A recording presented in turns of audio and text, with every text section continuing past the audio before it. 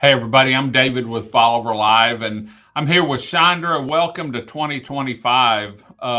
Chandra, hope you had a good holiday and celebrated the New Year's. Thanks, David. We're looking forward to a great 2025. 2024 was a little rough and had a lot of uncertainty, but now we're looking optimistically into 2025 with new leadership both at the local, state, and federal level. So we're excited to see what those changes mean for the construction industry as well as in the engineering industry, so that we can have a very good rebound this year. You know, we did it's funny how an election can change attitudes. And we had the Christmas market over here the week of Thanksgiving weekend, and I was talking to a bunch of the vendors beforehand and said, "How's the show's been?" Because we saw a big difference down here this year. We got hit by Burl. We lost the two busiest weeks of the year. And all the vendors told me before the show started, they said, "David, it's been a tough year. You know, people hadn't been spending, and these are like craft shows and stuff." But two of them said when they followed once the election was over, that attitude that people seem to spend a little more. And I've talked in some of the other shows, whether your favorite one or not, it's stability. And Correct. for a year no one knew who was going to run the country, um in which direction we were going. And then we had, halfway through the election or the process, they change out candidates. And so there was just a lot of instability going on. And everyone I've talked to, from I had talked to Prestige and Norma with the real estate talk, everyone's sort of going into 2025 with a, hey, this is a rebound year, Right. because 2024 for us, for y'all, for everyone was a tough year. It was a very tough year. We had to shrink a lot of our operations. We've had to kind of restructure some of our internal processes to accommodate for a smaller staffing, and we've had to look at creative ways to get more business in, Right, because and retain the business that we do have, because we have a lot of great relationships with people, but they're feeling the same thing we are. right, All these companies that were building 30 or 40 houses a year that are building two or three this year, right. that's really hard, for them and for us.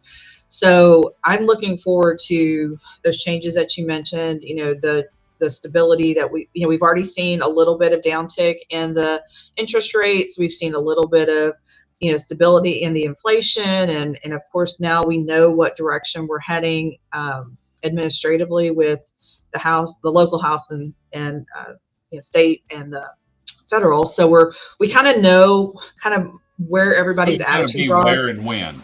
Yeah, it's just a matter of, being able to capitalize on these new opportunities that are coming up, and just weathering the storm. I mean, that's what, like our whole business is weathering the storm, right? Right. But this is the financial and the economic and the social storm that we're trying to weather right now, to try to make sure that we can stay in business, and just kind of just like hold on with your fingernails till we get till You we know, get to you're the other talking side. about staying in business. We were down over here, but there's some tourism industries that were down, 43%, like Galveston Island. Yeah. And it really hurt. And I've restructured how I do some of my billing, and I've told everyone, just what can we do to get through this? I'll work with Right. you if you'll work with me. And everyone's, doing the same thing, just looking forward to 2024. And we're doing some things over here to promote Bolivar now that we haven't done since before the pandemic, because we were so busy during the pandemic era, and then right after that we really didn't have room over here, and we didn't have enough help. And so Yeah. now, we've come back out with rack cards showing all the events on Bolivar, and we're even promoting Valentine's Day, because Valentine's Day is on a Friday, Oh, and nice. Monday is President's Day. So Oh, it's so you had a nice actually a long weekend 3-day there, huh? weekend, and if you played it right and took off Friday for Valentine's Day, you could make it a 4-day weekend. And so we're Nice. doing little creative things like that to help, try and bring back some of the business that sort of slacked off. And after the pandemic, people could travel more. Right. And I But think people really want that. I mean, they kind of need a little bit of reprieve from that, the day-to-day chaos, and need a little break from it. And the nice thing about Bolivar, it is local. It's close. You can take a little staycation and just even, 200 miles away, just coming Mhm. in, and it's still not that far, 3 or 4 hour drive. And then you get a nice long weekend, and you don't have to have all that expense of flying or, Right. hassling with No the airport. passport needed, I always say. No passport needed, no hassling with the airports, no getting delayed, getting laid Mhm. over somewhere, any of that. And in February, the weather's still iffy sometimes. Right. You get snow, ice, and all that. We've had some bad storms Oh, let's in not think February, about that so, for this year. so Let's so Bolivar's a really great option because it's gonna, even if it's cold, it's not gonna be that cold. right. It's not gonna be to the point Let where we're iced in. So You and I have touched on it a little bit, and let's let everyone know about TWIA and the rates and what we can do now coming into 2025 and legislative session. What can we do uh, to help get a reform on TWIA? honestly, everyone's just going to have to be really vocal, David. I mean, a lot of people sit back and just wait to see what other people are going to do, Uh-huh. but we're going to have to all hold hands and do this together to make some kind of substantive change, because we have an opportunity going into the legislative session to make some reforms to the way that TWIA is structured, the funding is Uh-huh. structured. We are going to have a brand new board, which, I mean, there's some carryover, but we have 5 new members. So, I mean, that's a Mhm. pretty different dynamic shift. We have no idea what their ideologies are, what direction they're going to take the board.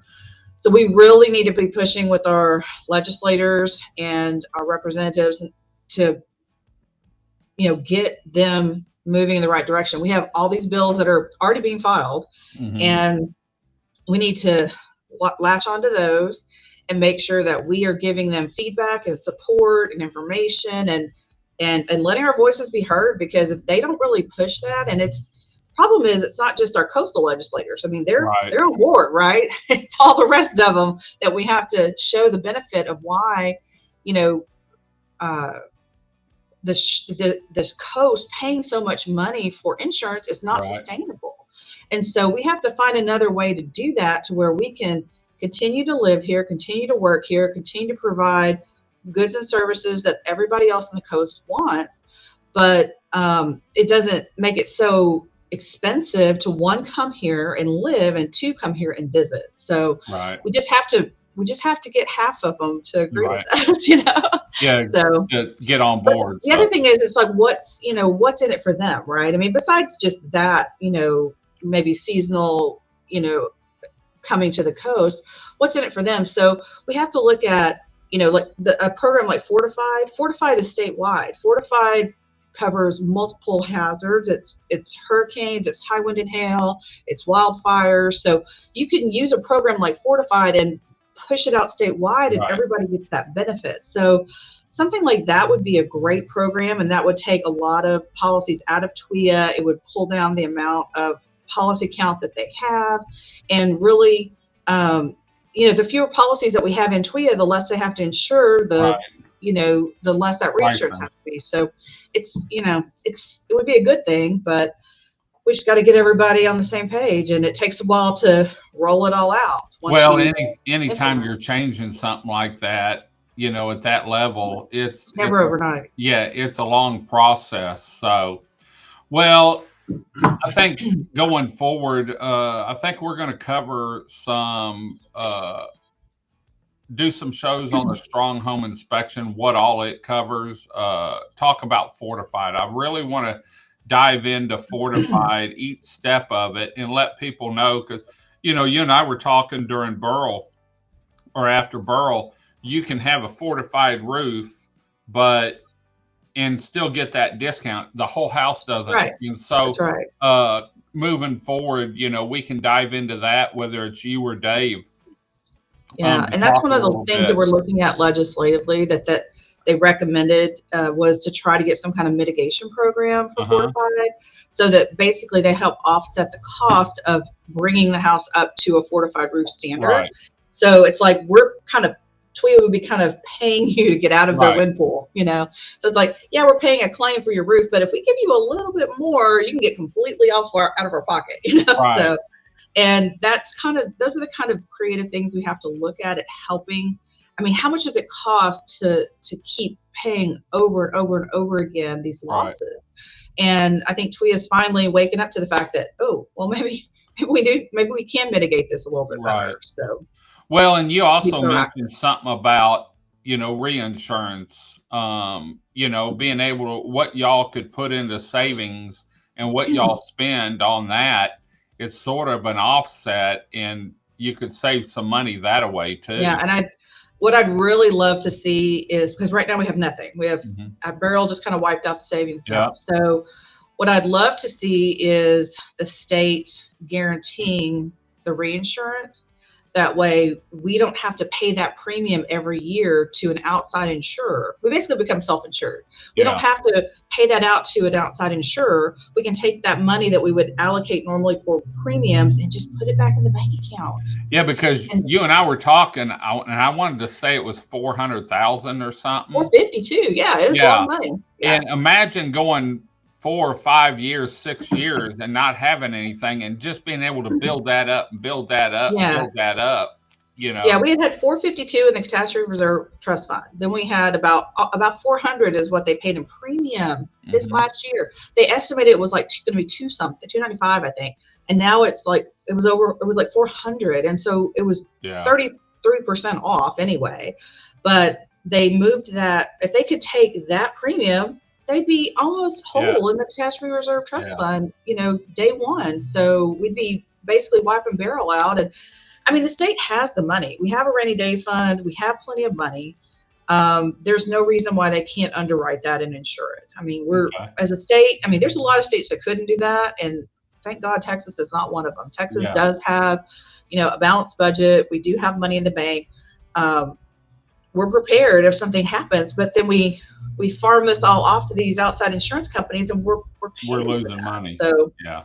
I mean, I'm not saying if we don't change the premium right now, that what we're paying, that's fine, but just take some of that money and start socking it away. And at some point, as the numbers go up as far as policy count or value of property or whatever, that number just kind of still stays the same, And so we just don't have to keep going up with that gap. So it would be really nice. I mean, there's a lot of other really smart people that are putting their heads together on this. I'm hoping they're going to come up with a great solution during this legislative term. That's my hope. Great. Well, thanks. I've really enjoyed the last probably 6 months, 5 months. We've been doing these shows, talking